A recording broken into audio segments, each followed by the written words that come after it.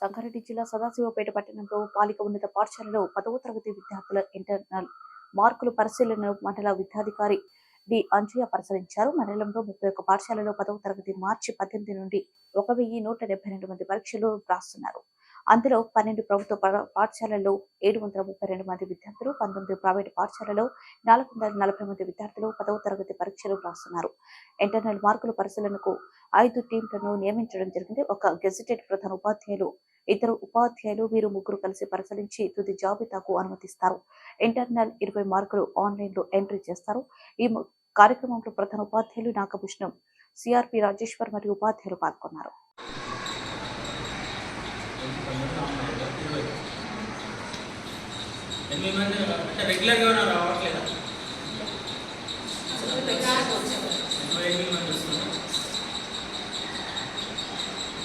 ఈరోజు లేదు మరి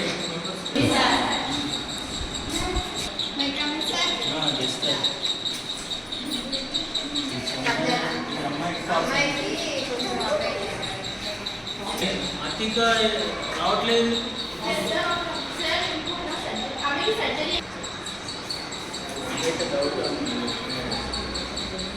ఇంకా మార్చ్ 18 నుంచి ఎగ్జామ్స్, స్పెషల్ క్లాస్ అన్నారండి. ఇంకా ఈరోజు 21 ఉన్నారు కదా, ఇంకా 7 మెంబర్స్ ఆబ్సెంట్ ఉన్నారు. అందరూ మిగతా వాళ్ళు కూడా రమ్మని చెప్పండి.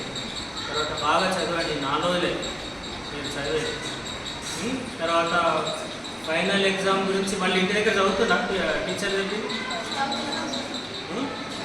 హోంవర్క్ చేస్తున్నాం. మళ్ళీ ప్రీ ఫైనల్స్ ఉంటాం. ఎన్ని గంటలకు లేస్తారు? మార్నింగ్ 5.